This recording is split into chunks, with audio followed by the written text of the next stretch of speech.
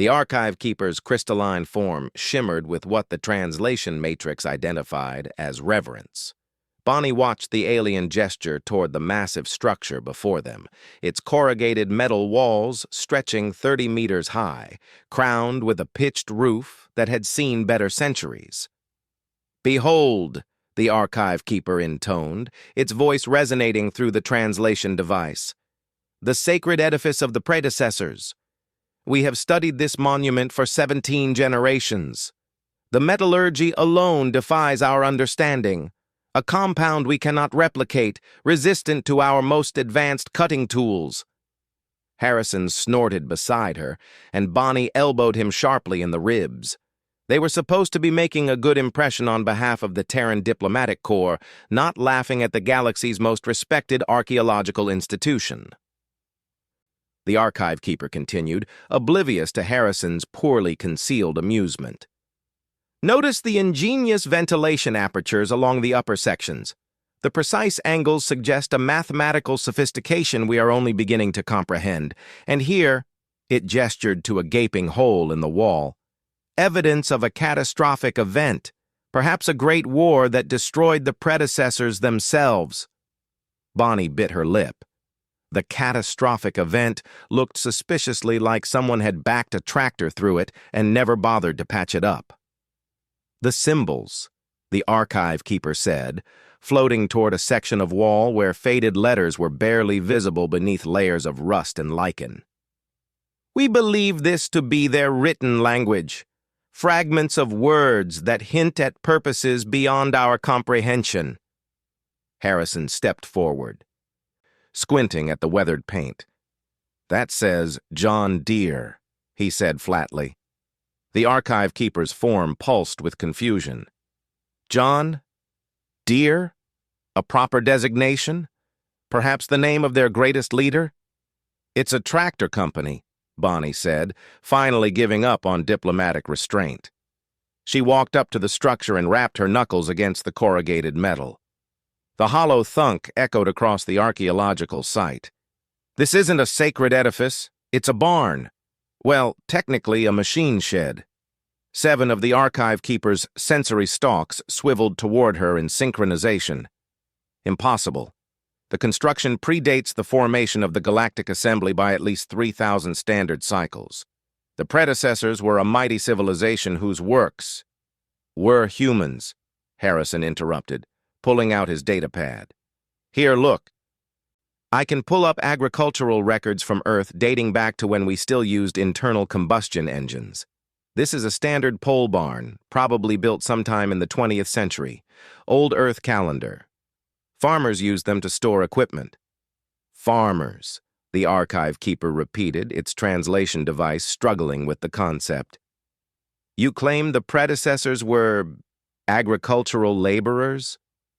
Bonnie walked along the perimeter of the shed, noting the details she'd seen 1,000 times growing up in rural Montana.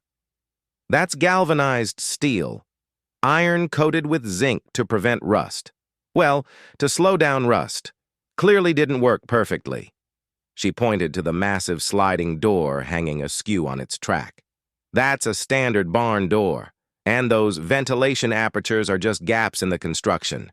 Shoddy workmanship, probably put up in a weekend by a guy named Earl, who had more ambition than carpentry skills." The archive keeper's form began to dim, cycling through colors that the translation matrix labeled as distress. "But the mystery of its construction, the way it has withstood millennia. It's just really, really over-engineered metal," Harrison said, climbing onto a pile of rubble to examine the roof. "Humans had this weird thing where we built stuff to last, sometimes because we wanted it to, sometimes because we couldn't be bothered to calculate the actual load requirements and just added extra to be safe. See those roof trusses? Way stronger than they need to be. This thing was probably rated to handle twice the snow load it would ever actually face." Bonnie noticed several other archive keepers had gathered, their forms flickering with what she was beginning to recognize as scholarly agitation. One of them drifted forward. "If this is not a sacred structure," it asked, Then where are the sacred structures of your people? Oh, we had those too, Bonnie said. Temples, monuments, that kind of thing. But this? She tapped the rust-streaked metal again, flakes of oxidation falling away. This was just a shed, a place to keep a combine harvester out of the weather, maybe store some hay bales. My grandfather had one just like it on his farm in North Dakota. Your grandfather, the second archive keeper processed this. A familial designation? This structure was owned by a single genetic unit? Probably owned by a single guy who ran a mid-sized farm operation, yeah, Harrison confirmed. He'd found a door on the back side and was examining the hinges. These are just basic metal hinges. They've held up because there's nothing fancy to break down. Simple mechanics, simple materials.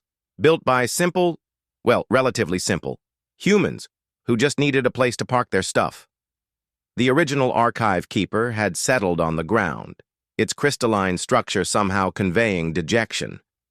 We have studied this structure for generations. We have written 17,000 scholarly papers. We have built entire theoretical frameworks about the psychology and technology of the predecessors based on this single artifact. Bonnie felt a pang of sympathy. Hey, don't feel too bad.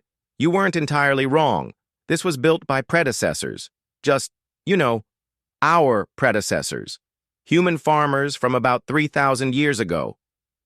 And the fact that it's still standing? That does say something about human engineering. Even our agricultural sheds were built to outlast civilizations. Harrison rejoined them, wiping rust off his hands. The funny thing is, there are probably thousands of these scattered across this planet. When Earth's colonies collapsed during the silence, people just left stuff. Barns, sheds, grain silos, water towers. All the boring infrastructure that nobody thought to document because it was too mundane. Mundane, the archive keeper repeated, testing the word. You consider structures that last 3 millennia to be mundane? Bonnie shrugged. We called it a shed. We built it on a weekend. We didn't expect it to become a sacred monument. We just needed somewhere to keep the rain off our tractors. The archive keeper was silent for a long moment, processing this revelation. Finally, it spoke. Then what did you build when you actually tried? Bonnie and Harrison exchanged glances. She pulled up an image on her datapad. The Terran Gateway Network, the Dyson arrays, the generation ships that had seeded humanity across 100 worlds. Well, Harrison said with a grin, when we actually tried, we built things that lasted forever. The archive keeper studied the images, its form brightening with renewed interest. Perhaps, it said slowly, we have been studying the wrong human artifacts. Bonnie laughed, patting the corroded metal wall one last time. Maybe, but hey, at least now you know what a really determined guy named Earl can accomplish with a couple tons of steel and a weekend free. As they walked back toward the shuttle, she could hear the archive keepers behind them already beginning to debate, their scholarly discussion now flavored with terms like agricultural infrastructure and vernacular architecture. The sacred edifice had become a shed, but somehow that made humanity seem even more remarkable.